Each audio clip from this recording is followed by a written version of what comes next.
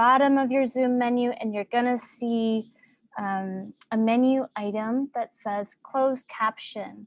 And so you can click on that, and it's gonna give you the option to show subtitle. Click on that, show subtitle option. And you might notice that your subtitles aren't actually big enough for you to see. So the second thing you can do to get your closed captions as big as you need to is click on that closed caption menu item again and click on subtitle settings. And you can make your closed caption font larger or smaller as you need to. If you have questions, please feel free to message in the chat. But otherwise, enjoy the gathering.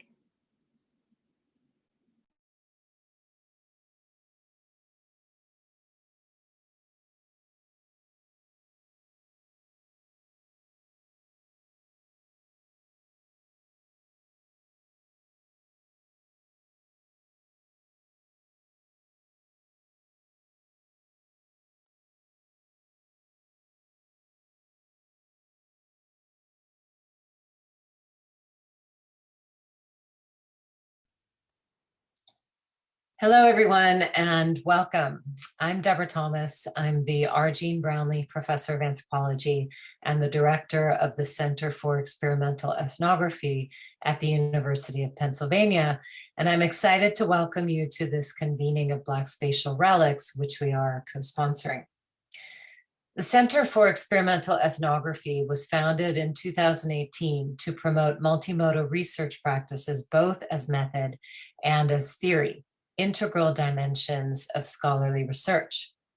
We're a group of faculty across 8 of Penn's 12 schools who facilitate and support multimodal research practices among undergraduates, graduate students, faculty, and our partners within the city of Philadelphia and beyond.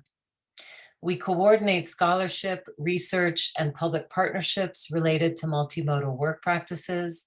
We consolidate those activities in which we and our students are already engaged, and we grow these generative connections by hosting visiting scholars, coordinating workshops and conferences, supporting multimodal-based courses, facilitating visual, sonic, and performative undergraduate and graduate research projects, producing rigorous criteria for evaluating and assessing these projects, engaging with arts and community-based institutions throughout Philadelphia, and forging connections with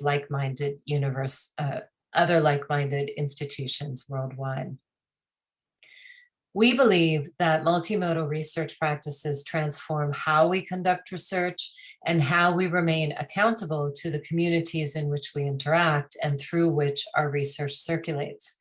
We see creative practice as intellectual work that necessarily historicizes the inequalities that pervade our society and that develops solutions for their present iterations through collaborative and participatory work.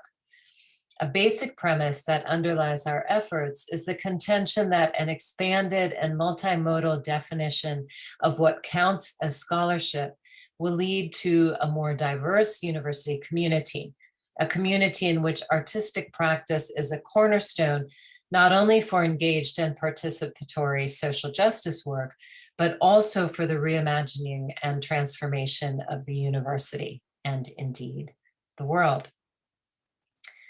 We share the mission of Black Spatial Relics and consider ourselves to be walking together toward joy, exploration and experimentation, community building, and freedom.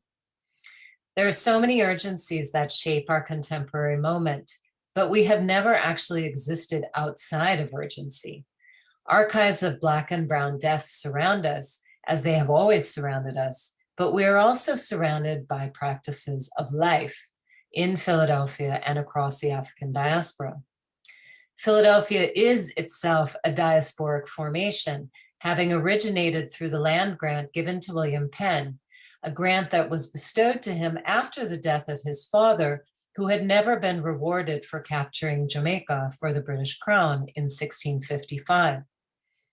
In the late 18th and early 19th centuries, Philadelphia became home to French planters fleeing Saint-Domingue during the Haitian Revolution, and also to those enslaved persons they brought with them, who built community with others, including Jamaicans, with whom they celebrated the abolition of slavery in 1834. Haitian President Jean-Pierre Boyer, fearing the reestablishment of slavery in the newly united Hispaniola, worked with Bishop Allen at the Mother Bethel AME Church to encourage African Americans from Philadelphia to settle in the Samana Peninsula and elsewhere in Haiti, creating a long-standing English-speaking population in what is now the Dominican Republic. And of course, tens of thousands of African Americans from the southern United States relocated to Philadelphia in the first 3 decades of the 20th century.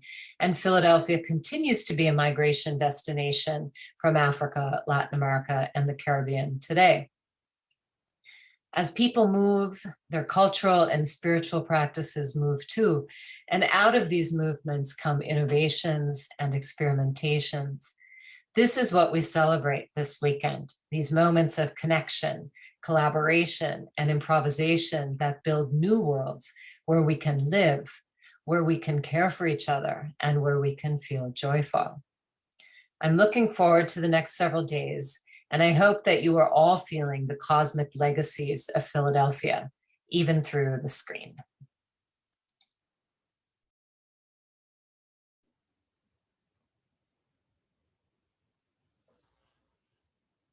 Hello and welcome.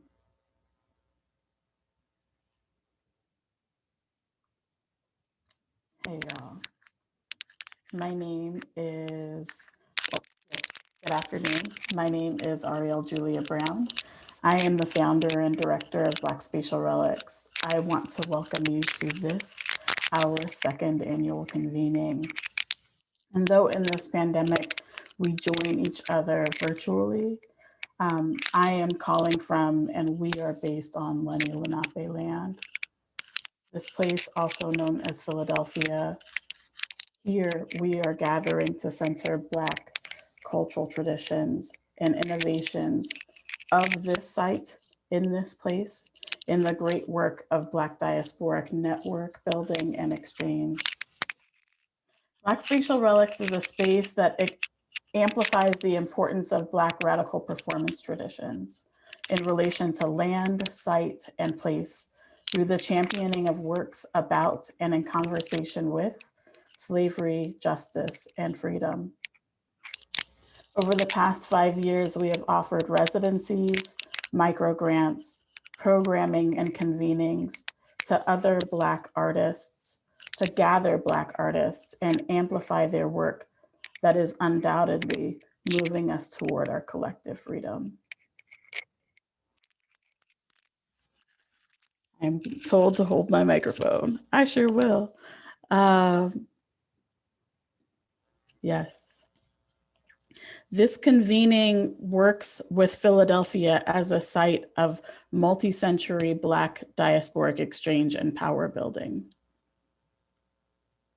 As Black Spatial Relics expands to offer residencies to Black radical performance makers in the Caribbean this year, we wanted to take this space to consider this multi-century dialectic between Philadelphia and the Caribbean at this convening. So you'll see resonances of this conversation across our programming further into this week. And as we share space, as we're sharing space with some brilliant Black performance makers and freedom dreamers from around Philadelphia, the Caribbean, and around the US. And still, it's also important to note that the Black performance traditions of this place reverberate, they accumulate, they compound across the larger diaspora.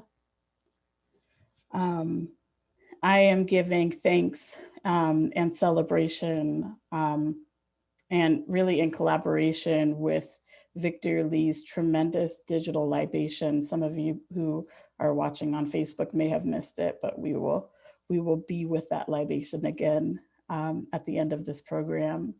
That work is entitled, "In the End, It Will All Change the Same." And my hope for you and also for myself, is that this week, as we witness, as we feel and sink into this work that we're witnessing, that we can also sink into a sort of respite, a double sense of home with this gathering, knowing that there are others intending for your freedom from after and from before and on all sides.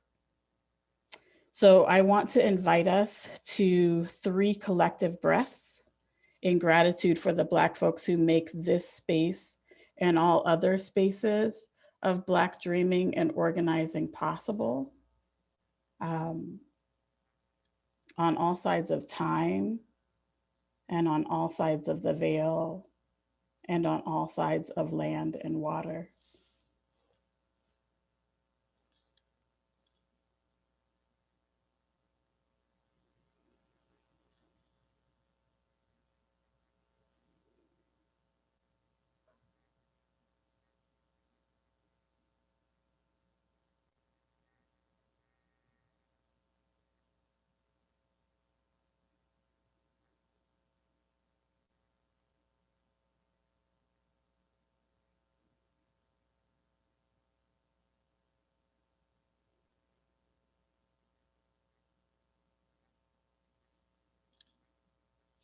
Thank you.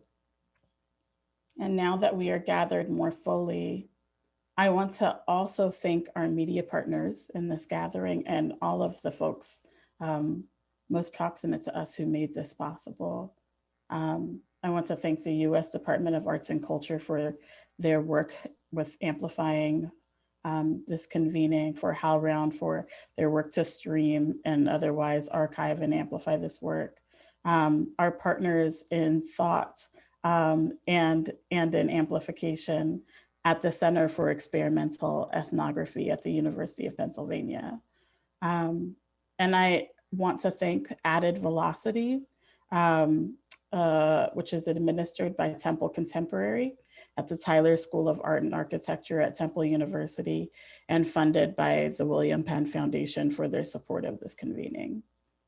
If you're not already joining us for the rest of the week's events, many of which still have space for registration available, we ask that you continue on this journey with us, that you continue on this road with us this week.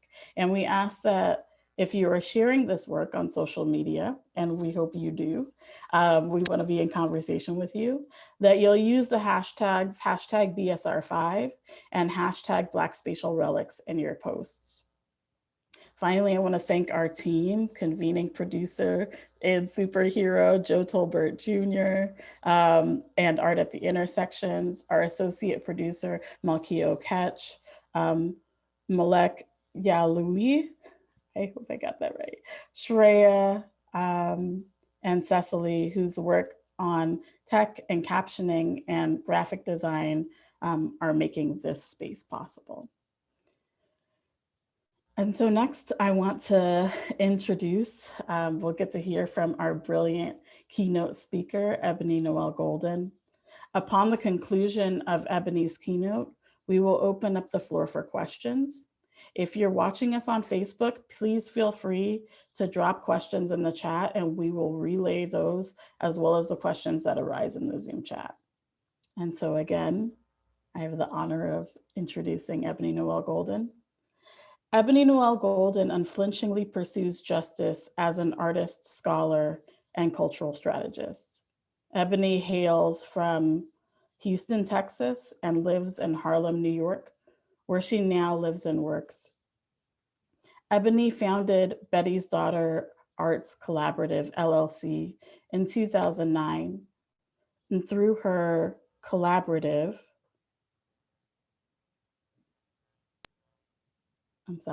And through her collaborative, Ebony has successfully supported organizations committed to shifting power, activating transformative practices, and deepening the impact of arts, culture, movement building, and education on a social impact systemically. Her creative coaching and consulting work heavily rely on a transparent and equitable partnerships and with community members, institutions, and creatives actively participating in a movement in and toward freedom. Additionally, Ebony works as community-based artist and attributes her ability to serve the needs of BDAC's clients to a rigorous creative practice. As a poet, choreographer, and ritual performance artist, Golden devises site-specific ceremonies, live art installations, arts experiments that explore Black liberation. Her creative practice is the foundation of her unique approach to devising justice and organizational wellness strategies. In 2020, she launched Jupiter Performance Studio, which houses all of BDAC's creative and arts education endeavors. Jupiter Performance Studio is a hub for the development, exploration, and production of diasporic Black performance traditions.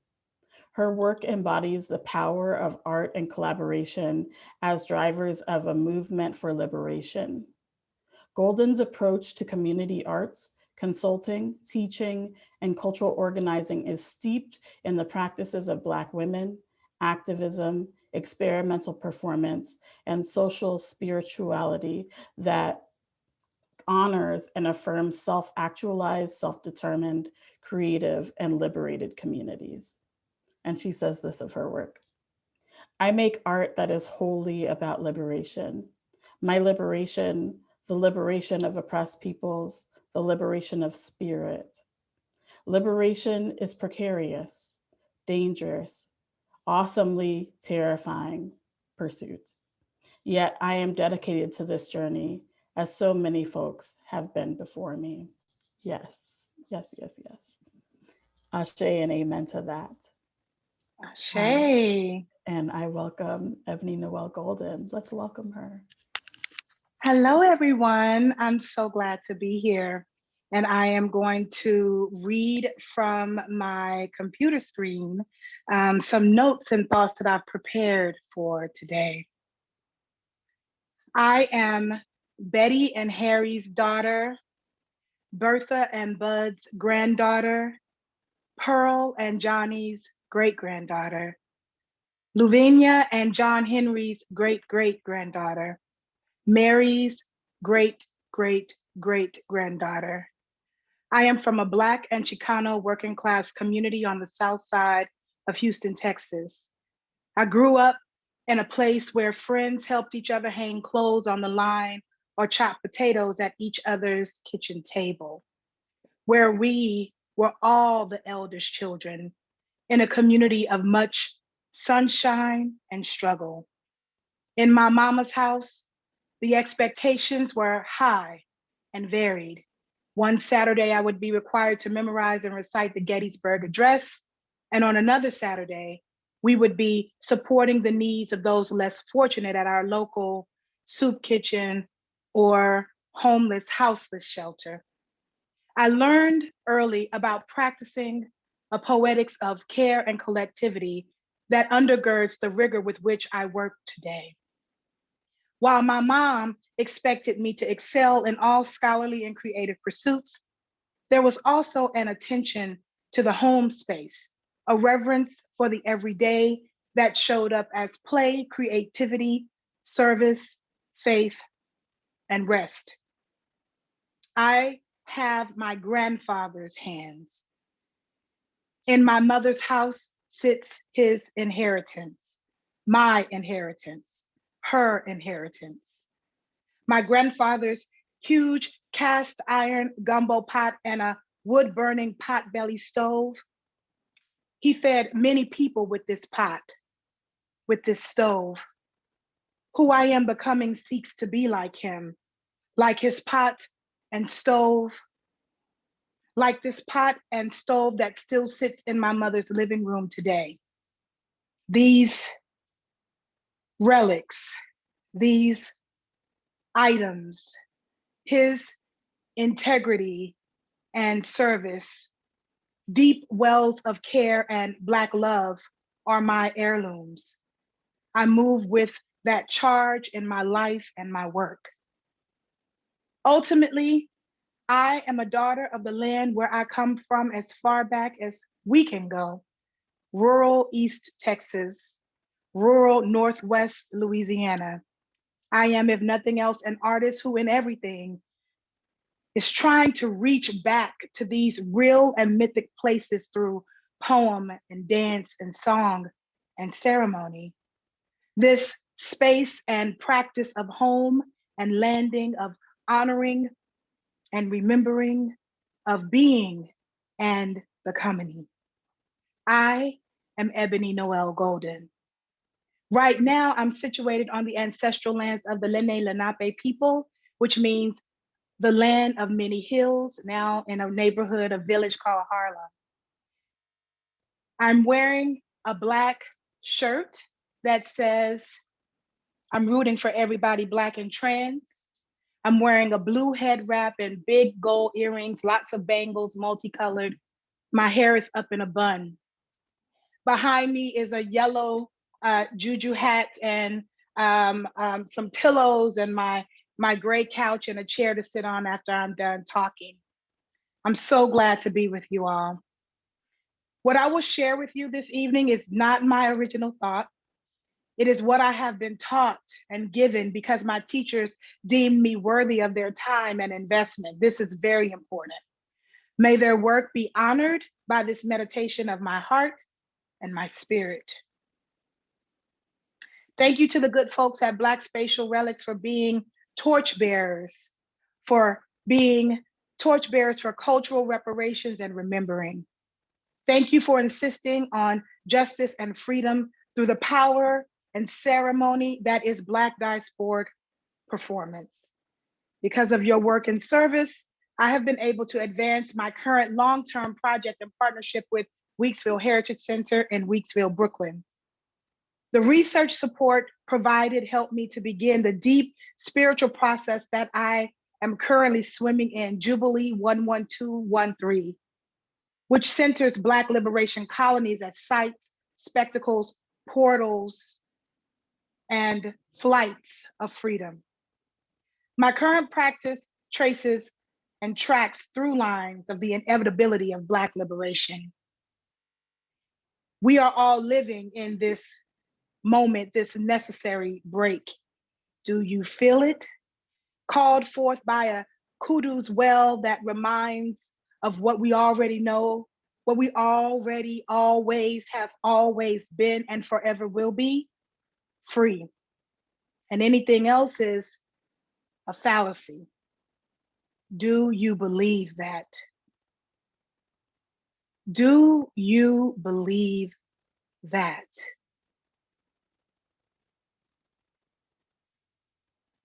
Free futuristic imaginaries, critical trade routing and rerouting, tracking and rupturing and splitting what is in the way of that inevitability. Relenting and surrendering to that inevitability. Yes. Where liberation performs so loud, hot, wet, fertile, and dark that the earth reorients our steps, our actions, our collective resistance and resilience. What does it mean to perform the prismatic power and possibility of Black freedom and Black expressive culture in public space? I'm deeply curious about what water has to teach, what the land has to teach, what fire has to teach, what built environments have to teach, and how we matriculate, how we move, how this site of the body, how this site of the ether, of the air, this skeletal, this muscular endeavor, this journey, alchemical, cellular level conversations with Black liberation.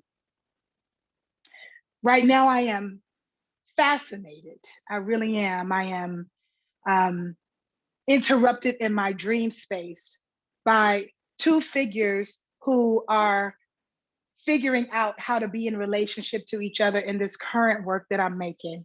A couple of days ago, I walked the neighborhood, the Weeksville neighborhood in Brooklyn with a friend of mine who is also a creative collaborator on the project. And we were looking at the place that we were in, you know, Brooklyn, Crown Heights, Bed-Stuy border. And we were wondering and imagining what it was like in the 1800s to walk these same streets, these same sidewalks free, knowing that one block down the road, your doctor was there free, knowing that one block down the road, your teacher was there free. And these ruptures, these ripples, these undercurrents of inevitable freedom, I can't shake. Even though in this moment, you know, I am walking the same neighborhood where the political divestment and the social divestment and the clear economic rupture has had an impact on the current neighborhood that is Weeksville.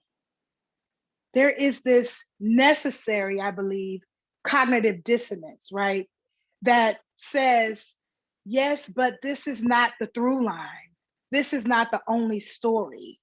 This MTA bus depot used to house children who were in an orphanage because their parents had to give them up to go and work in Manhattan for wealthy white folks.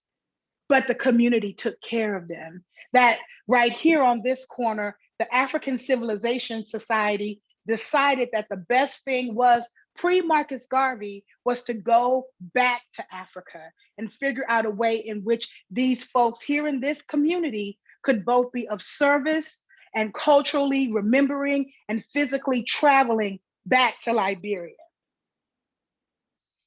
Walking down the same streets that people, that ancestors, that ghosts are inhabiting in this current moment, refugees and political asylees and casualties of the New York City draft riots that pushed Black people from Lower Manhattan into the Weeksville neighborhood. I'm fascinated right now by these two characters, and one of them based on James Weeks, who is the namesake of the community, right? A longshoreman who traveled the waterways. You know, we're thinking of him. Kelvin Bell, who's the music director and composer for the piece, is calling him a type of messiah. Coming up and down those waterways, you know, those spaces of Black liberatory performance, and landing in Weeksville and purchasing land. These acts, right? These acts of taking up space, of walking in an Afri-futuristic liberation. These are the things that I'm thinking about. So we have a character based on James Weeks, and we have a character who at this point, her name is She Who Comes Smelling of Smoke. And these two characters are basically our guiding spirits, our guiding lights. These two characters are the ones that in many ways will remind us that the current moment is not the through line. That the through line is the inevitability of liberation, the inevitability of freedom, the inevitability of autonomy, and that this is a collective performance, this is a collective pursuit.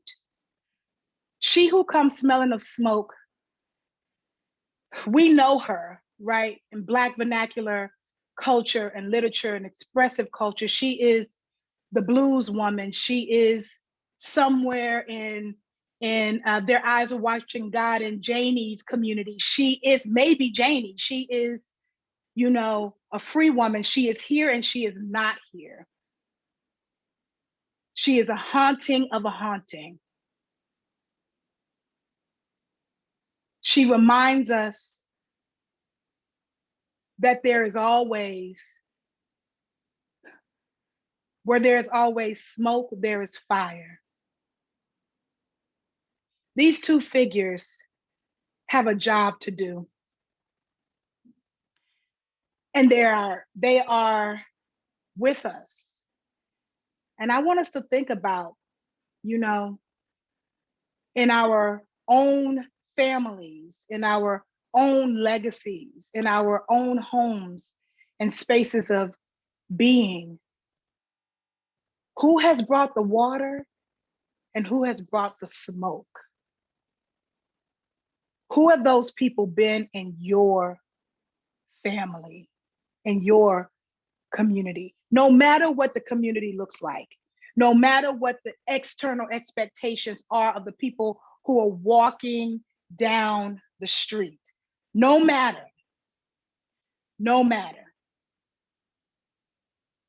who are they and how are they reminding you of the inevitability of your freedom and your liberation? She who comes smelling of smoke speaks in poetry. I'll share an excerpt of the script. This is the first time I've shared an excerpt of this script in progress. Be gentle.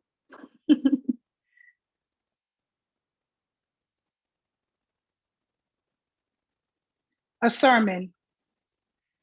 She who comes smelling of smoke, she always introduces herself. She always says her full name when she's about to speak. She who comes smelling of smoke, the flowers fight their name. The only ones who befriend the soot and dust and the road beside them.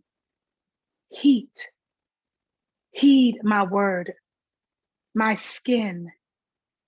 They are not honest. Their purple hidden treasure unadorned.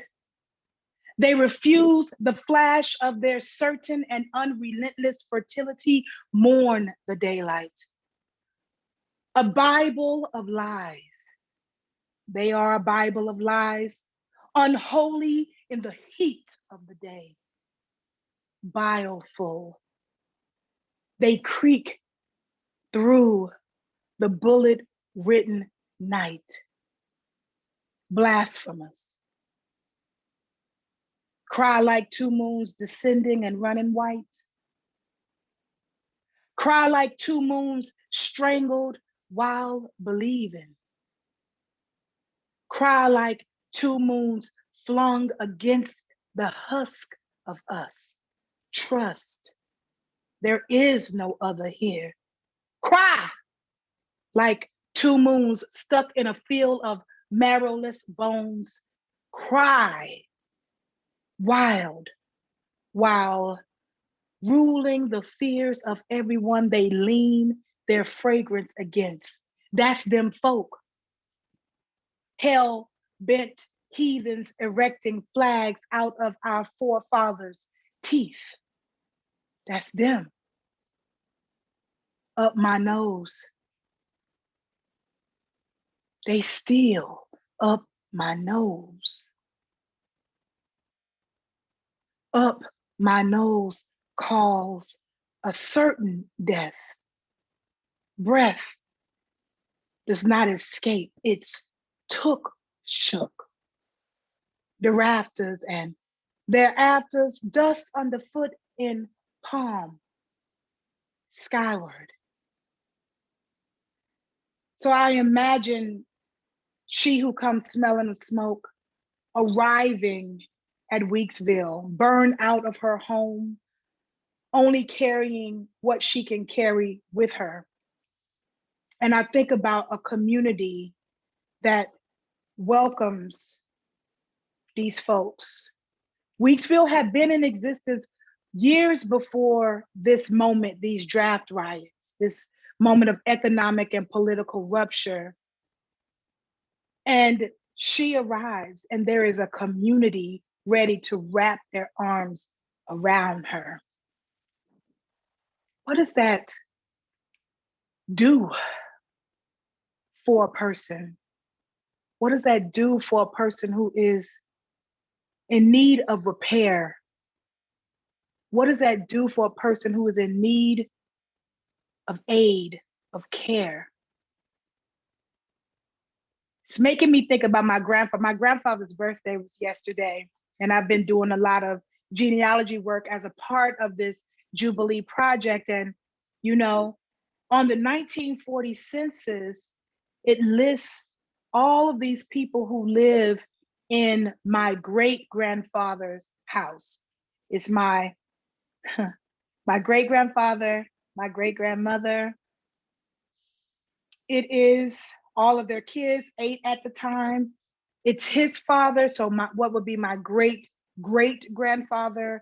It is my great-great-grandmother's there, and it is other folks that are family adjacent, you know, in the community, needing a place to be.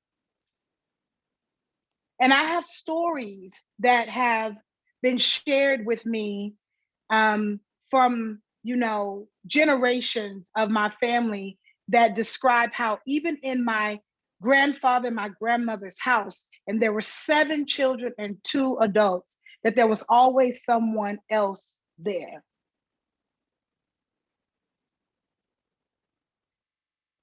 This is the root of how I think about the power of Black performance. There is always more than enough. There's always a pot big enough. There's always a stove hot enough. There's always a corner of a couch to sit on. There is always a place to land. There's always a song to sing. There is always more than enough, never just the bottom of the barrel. Never, never.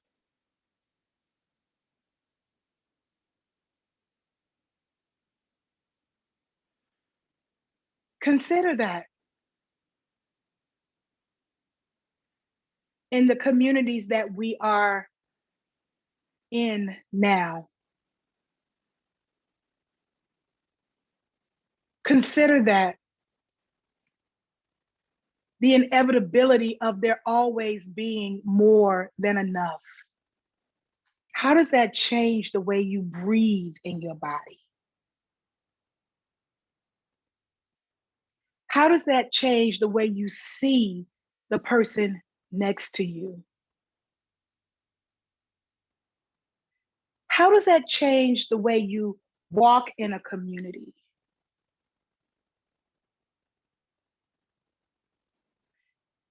We walked on Sunday, Kelvin and I, we walked from one end of the neighborhood, the Weeksville community, all the way to the Weeksville Heritage Center, which houses some of the original Hunterfly Road homes, these homes that are still standing as a living testament to the inevitability of Black liberation. So I say, I'm really interested right now in the way spaces perform. People, yes. Environment, yes. Built environment, yes. What does that mean, you know, for us in this time? What does that mean for us in this moment? To see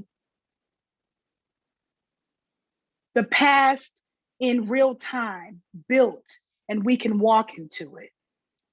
I just imagine all of the families, the communities of folks coming in celebration, and also coming with, you know, some heavy-heartedness,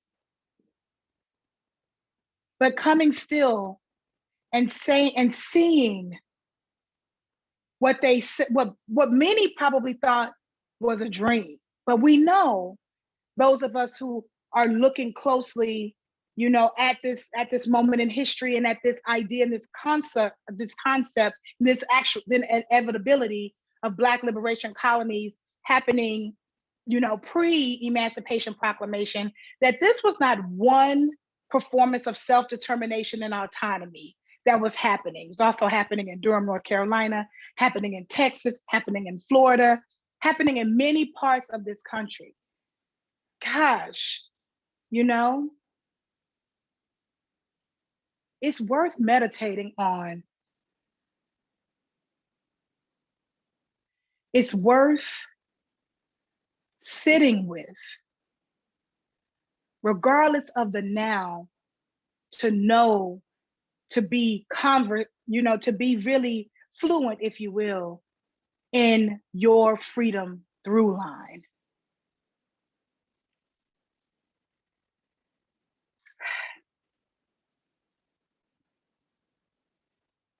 So Weeksville is all up in my DNA right now. It really is. And I think, I'm going off script here, but I feel like it's worth some time as you all are matriculating through this week's events and this convening, to consider a social choreography. Yeah. And I am talking about dance in particular, but I'm also talking about, like I just mentioned, the inevitability of communities moving. I just imagine like one community pops up, another one is simmering down, waiting in the rafters, and then that community pops up, and then another one is in the rafters and or in the wings, and that one pops up. And like we already, always, forever, in the past, present, and future, in the universe, multiverse, have been, will be, and are now free, autonomous, building. So I'm asking us to consider, and ground a social choreography that highlights the ways in which communities are insisting, even when the policies don't say it, even when the politicians don't say it, even when we don't believe it, spirit is still, environment is still moving and requiring a certain surrender, if you will. Yeah. A surrender.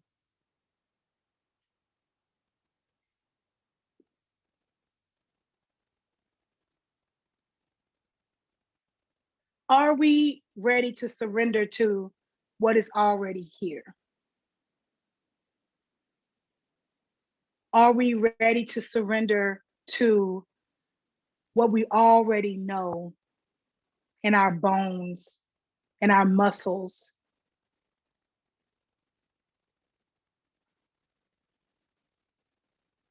Are we already ready to be complicit in our freedom? As a journey, as a poetic, as a politic, as a necessity, as a prayer, as food, as water? What are we risking to bring more of that to bear? What are we willing to risk to be more in alignment with that reality?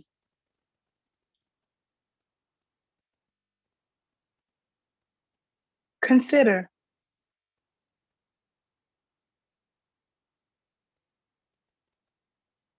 We're in a moment, we're in a rupture that is delivering an opportunity for us to imagine and reimagine cosmologies of Black thrival, multidimensional and iterative, right? Cosmologies, polyrhythmic thrival.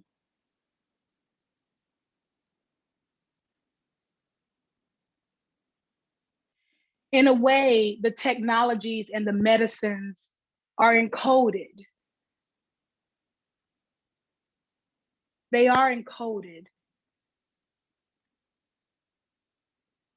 The rhythms are encoded.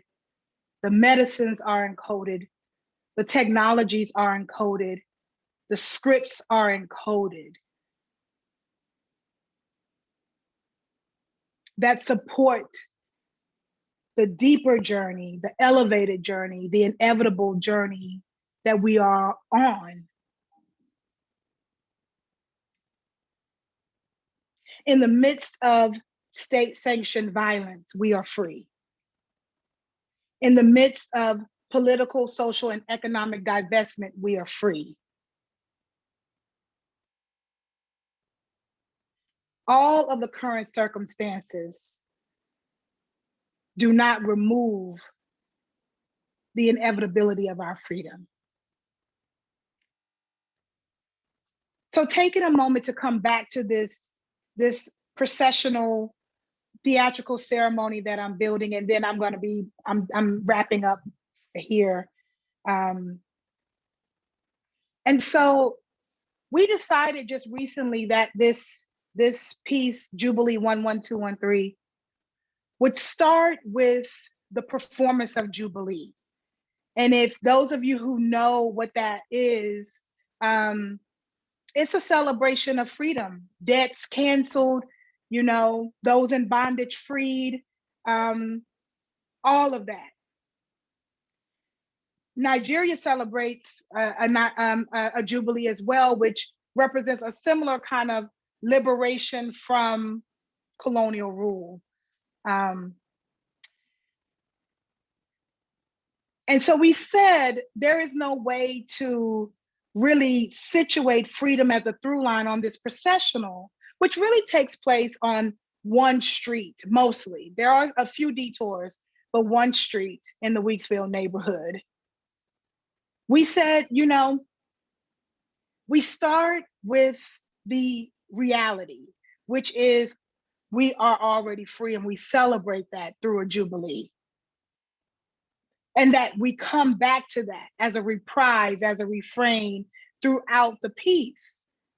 We begin with that and we end with that. And it's something that, you know, as you walk the sites, the historical sites in the neighborhood, you see it. Like Bethel Tabernacle AME Church is still there. Berean Baptist Church is still there. These places are still there. We have much to celebrate. We have much to hold in high regard as Weeksville diaspora in some ways, as a Black liberation colony diasporas in a lot of ways. And so we are, you know, at this moment, we're really thinking about, as opposed to a reenactment of the founding of Weeksville, which is not really of interest to us, we are figuring out how to perform because Weeksville existed and exists. What can we say about liberation in the now and in the future? Because we have a template, we have a blueprint. What can we say about liberation in the now and in the future as we come processing down the street with community members from Weeksville, people who were born in Weeksville, people who still live in Weeksville, people who work in Weeksville.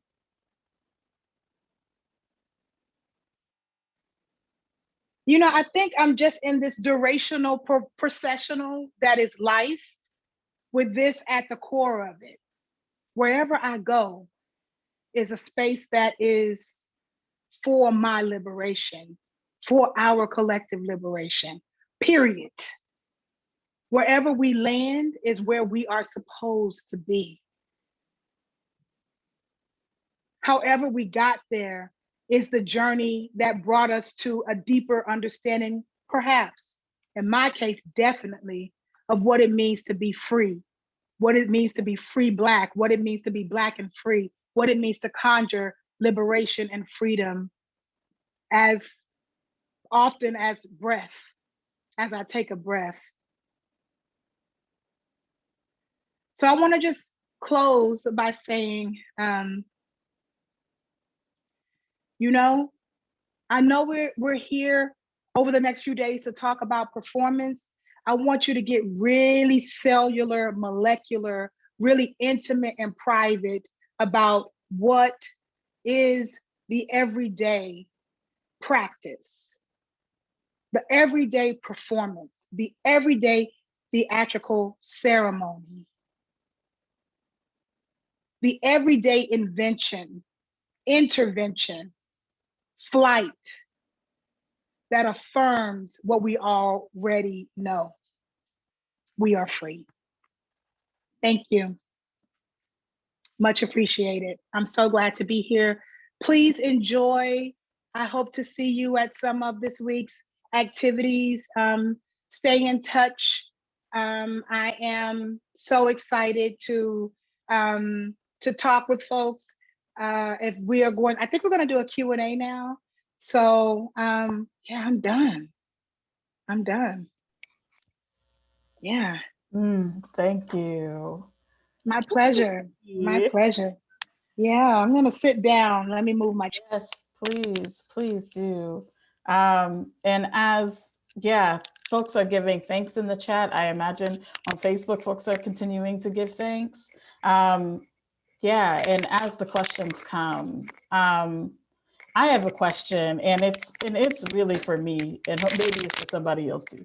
But I am really moved by your conversation and your work with talking about the freedom through line and the daily practice. And I wonder in this moment, as I grapple with every day waking up in this moment,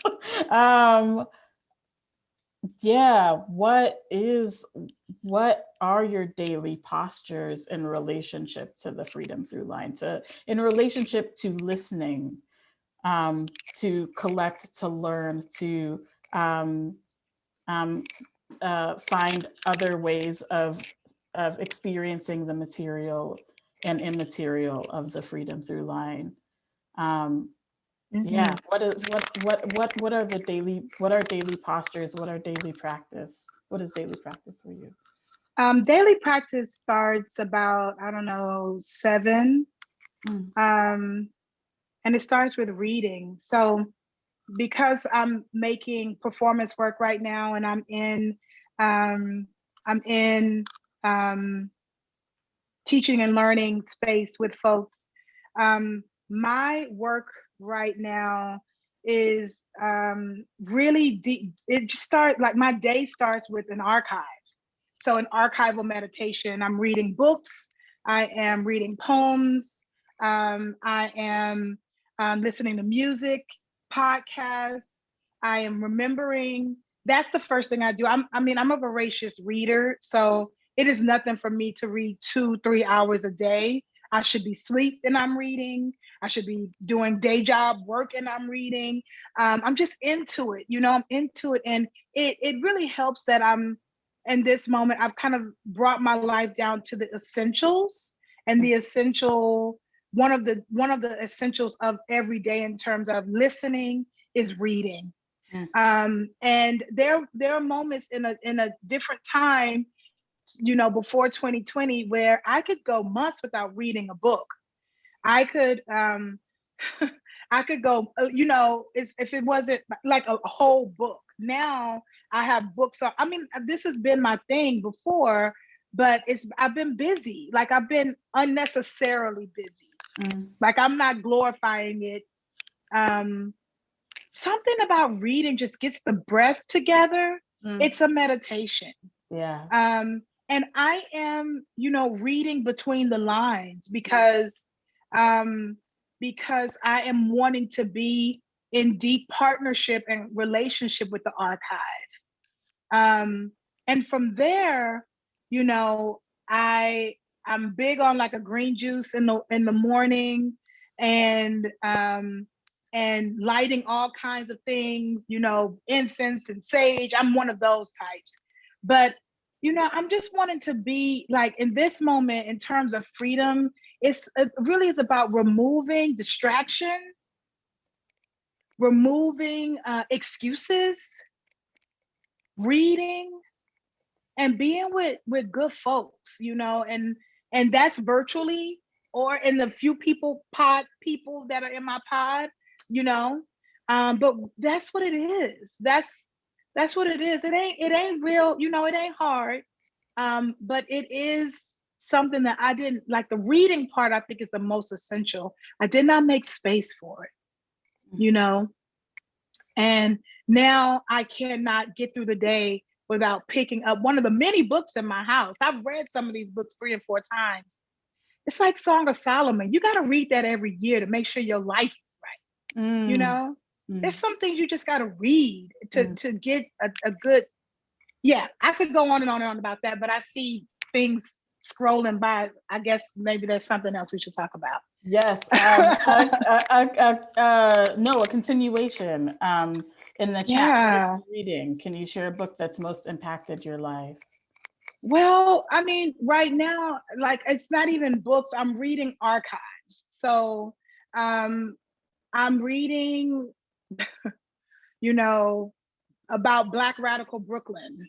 I'm reading and studying June Jordan's skyrise concept that she wanted to turn I live in Harlem, turn the projects into skyrises. She had this, you know, this concept, and I don't know how many of you know that June Jordan was also in the midst of all of the other things an architect, and Dr. Alexis Pauline Gumbs hit me to that fact because of a project that we're working on. But she was, you know, she is. Yeah. Buckminster Fuller. Yep, that's right. I see someone sharing that. And so I'm working on a piece that's about that in up here in Harlem. Nevertheless, I'm reading stuff that I would never know about because I'm really being gifted archives. So between the work I'm doing in Harlem and the work I'm doing at Weeksville has turned over their archives to me. I'm the first artist that has had full access to their archive to make a work. And so that's a gift. And I'm in it. I'm just like, what is this little piece of newspaper thing that they said? And how did the African Civilization Society do this and do that? Like, I'm in it. And so it's not books, y'all. I'm gonna be honest with you. It's not books. It's really more secondary resources, primary resources. You know, I'm in the library, the digital library. Yeah, but there's so much. I'm really trying to ask the archive, what do you want us to say on your behalf?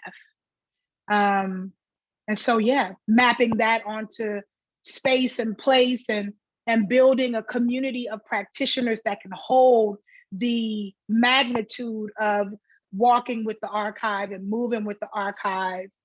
That's what I'm doing. I will say topically though, I'm reading a lot about, you know, early 1800s music and folk practice.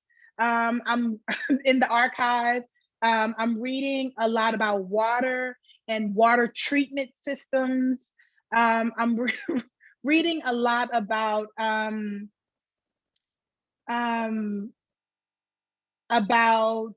agricultural systems.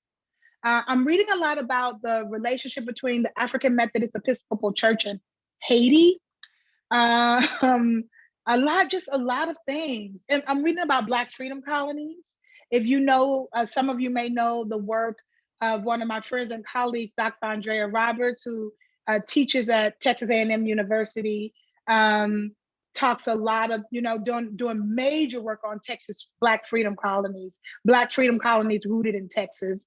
And just, you know, so I'm just like reading a lot of scholarship as well. You know, I have some really dynamic friends who have provided the theoretical foundation for the performance work that we're doing. And it's just so, it's good stuff. So yeah. Mm-hmm. That's beautiful. I need a little bit of help, y'all, if you're in the chat. If there are other questions, I'm trying to connect to the space where some of the things from Facebook might be coming, but I'm struggling at the moment. Yeah, but I'll kind of move from that. I find myself, just really like curious about these two spirits, these two characters who are in conversation with you. Yes. And I want to know what the hearing what the hearing feels like when it comes. Like, I want to hear about that. So we're figuring out right now, so we know that James Weeks was a longshoreman. So there's a lot of conversation that we've been having just in the last couple of days. Like this keynote I wrote, and then I was like, I'm just gonna talk because, I'm in it right now. And so that it's more relevant if I just stay in the present. And so I'm, in this moment, James Weeks is a longshoreman. So I'm really thinking about how messages are moving along the water, moving along, we've been talking about that in our process, but that's one thing that's, I think, really significant is pre-Pullman Porter, right? The time of the Pullman Porter, I think we're still tracking dates and such, what were the ways in which from the Caribbean to the to the United States, from the shoreline to the inner, the countryside and the interior of these communities, how were these messages and how were these these strategies being shared?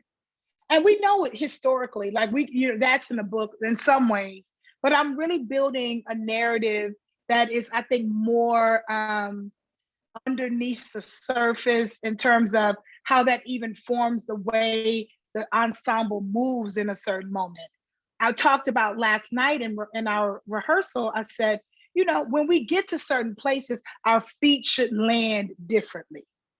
When we show up to certain sites along this processional route, our feet should feel the rhythm of the ground and it should be different. James Weeks lived there, right? People walk down this street. This is a holy sanctuary. And so these two characters, they are still revealing what they want, but she who comes smelling of smoke is also, she just also is very reminiscent of some of the ancestors in my family. And so I'm just, it's a lot of that energy coming full, like, well, Ebony, we know you are making a work about Brooklyn, but we're your ancestors and we got something to say too, so we coming. And so I'm in it, I'm like, okay, Texas has this and Brooklyn has that, and all right, we all in here together. So yeah, it is a lot of energy. Yes. So whoever just wrote that in the chat, it is a lot of energy. Yeah. Mm-hmm. So we have a question in the chat, and we might make this our closing question, if that feels right. No! Can we do two more? Can we do one more after this one? Yes. One more. Let's do one more after this one. What is something that you return to that brings you joy?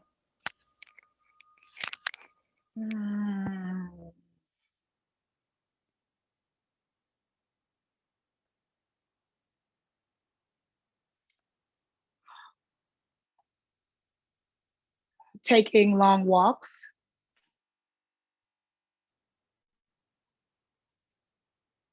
Yeah, it's been cold, it's been snowy. I can't wait for it to warm up a bit, but Sunday was beautiful, so we were out there. But yeah, taking long walks brings me joy. Mm-hmm. Yeah. Mm-hmm. There's a question, and I have one more question. So okay, great. This is great. How might we learn to trust surrender as a part of our practicing our way to freedom? Is a question that has come.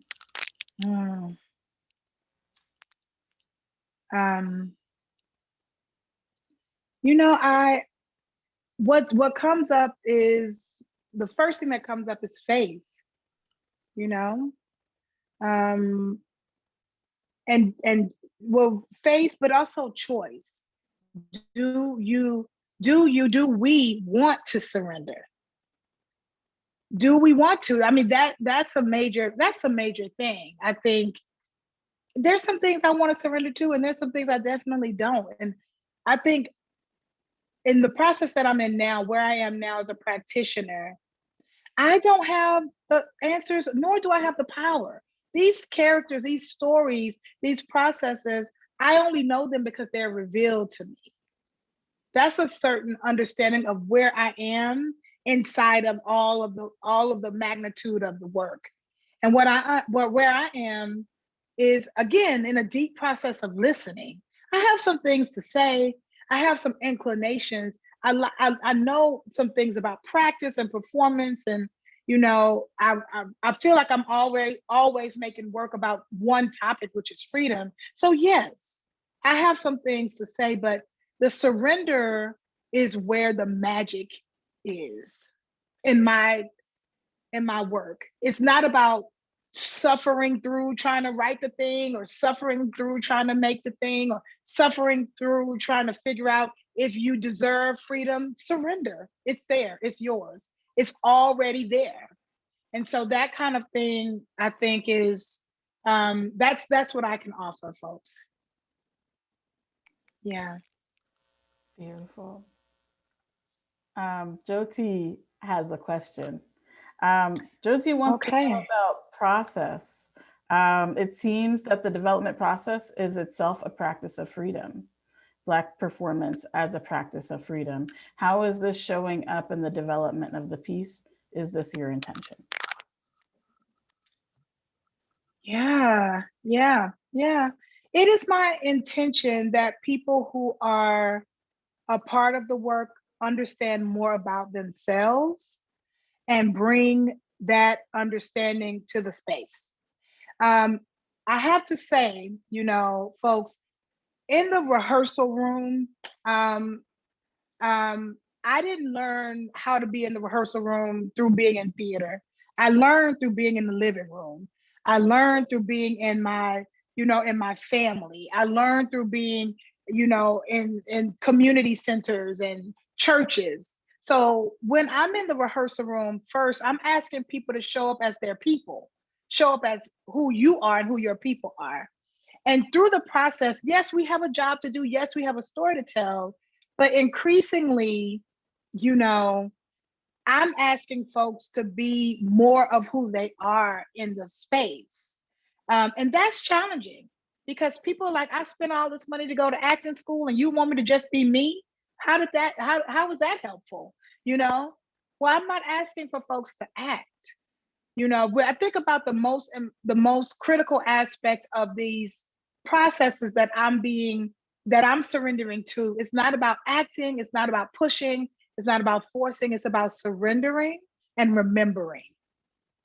And I think to that point, there is a certain rigor that sometimes people just want to, let me just give me the step.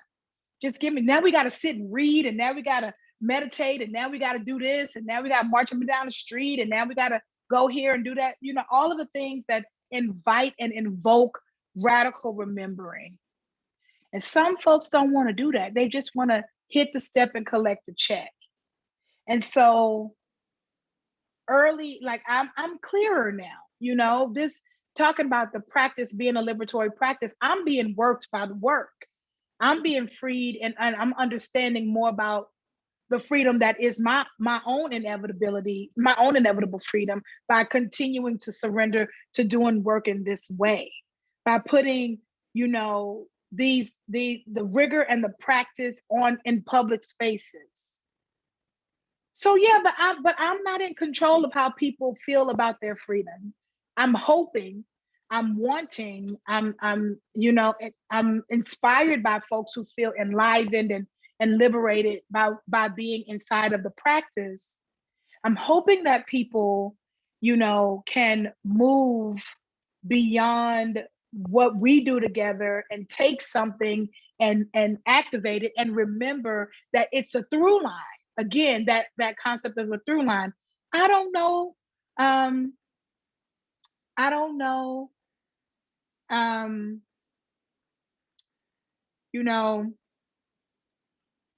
Yeah, yeah, I'll stop there. It's that, you know, it's that. I could say a lot more, but it's that. I think, thank you for that. Mhm. I I do think, have one more thing I want to say. yeah, I'm just listening, you know.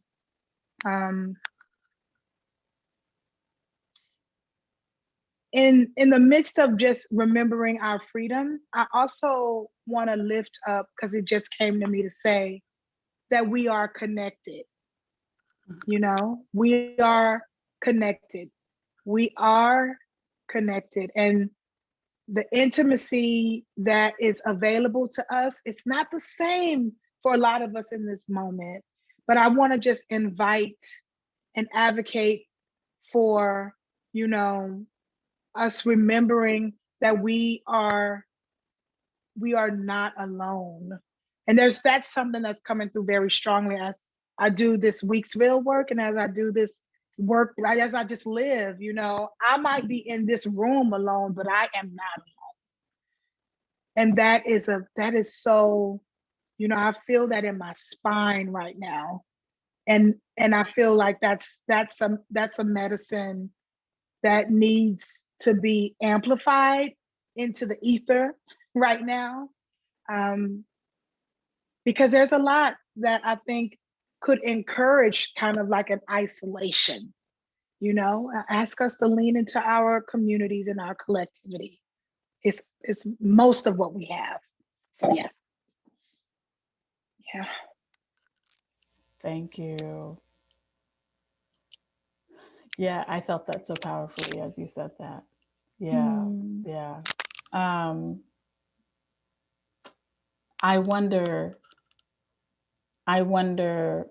if, and there may not be, but from the onset of you working on this work, which has been now years already of working on this work, I wonder what is a question that has moved through you and become something else? What is like meditation that perhaps you began the work with that is now something else? Yeah.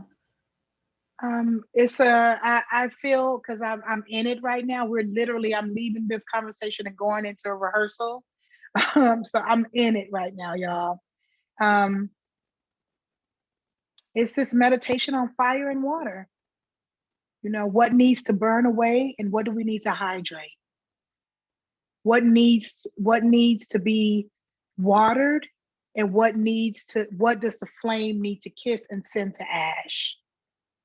And that's the meditation. And I didn't know, I wouldn't have been able to say it like that if you asked me this question a year ago. Yeah, because there's just some things that need to be sent out. There's some things that need to be sent up, sent away, sent, you know, and there's some things that we need to water like our lives depend on it. And so I'm meditating on that.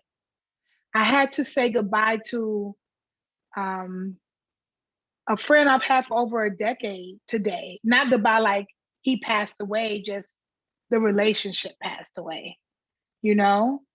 And I typically don't talk about intimacies like that on these kind of things, but I just think it's important because we are in this moment where we do have to figure out what's supporting our thriving.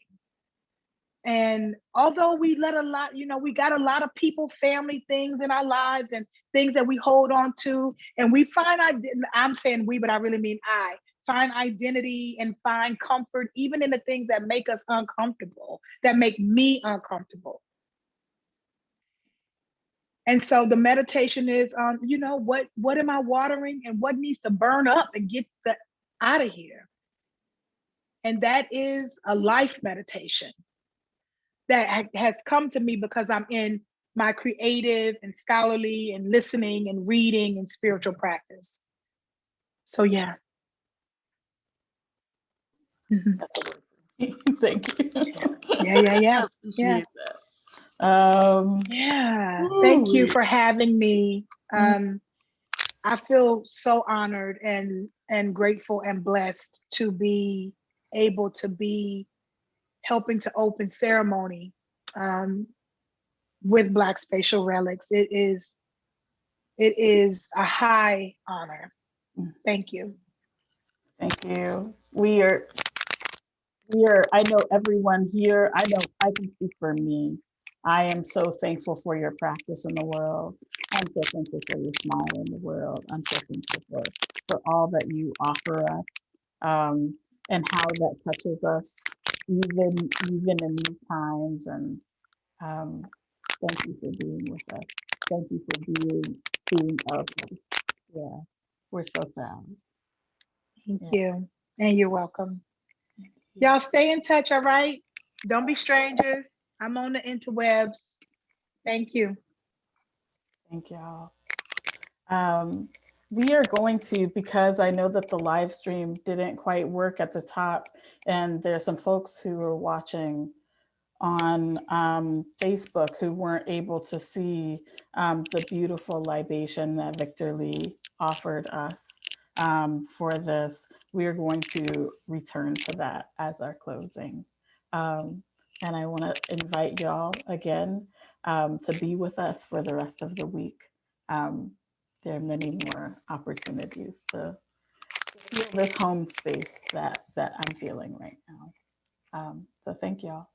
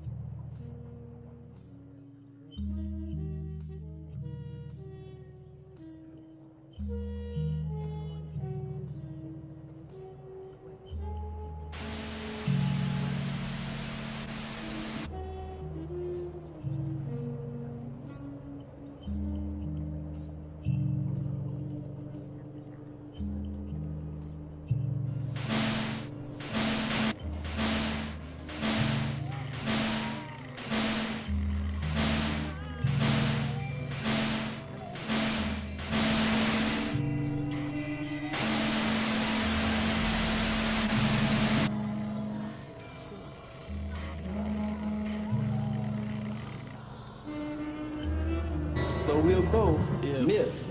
They go out of space, they will not be alive. But if they stay here, I do not come to you as reality. I come to you as myth.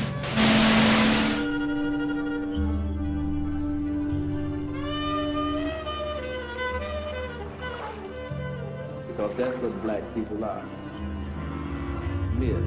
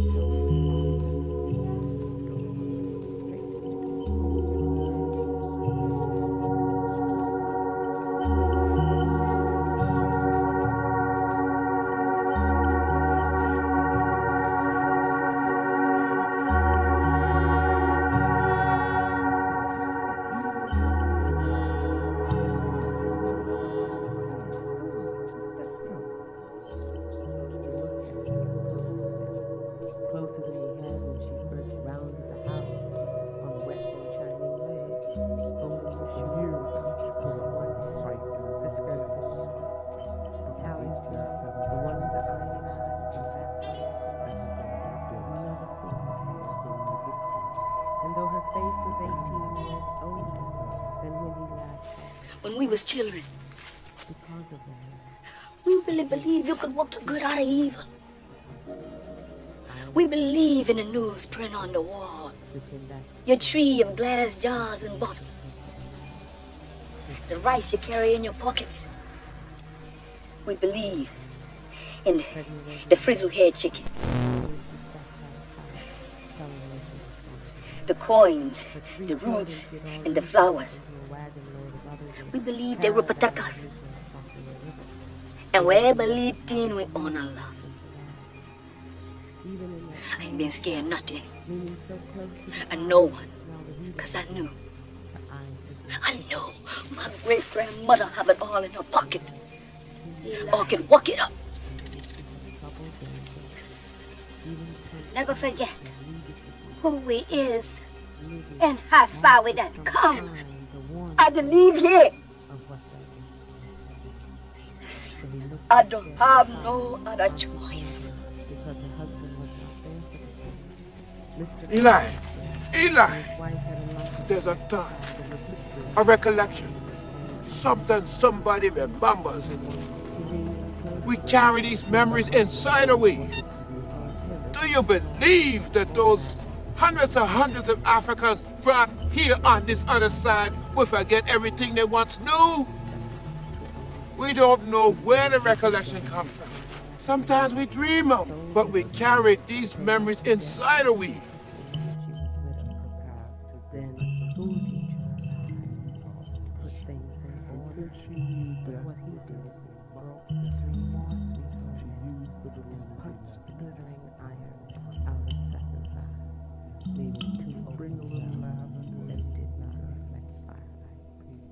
Now the iron was back, but the face, softened by hair, made him trust her enough to step inside her door, smack into a pool of pulsing red light. She was right. Who was that? Walking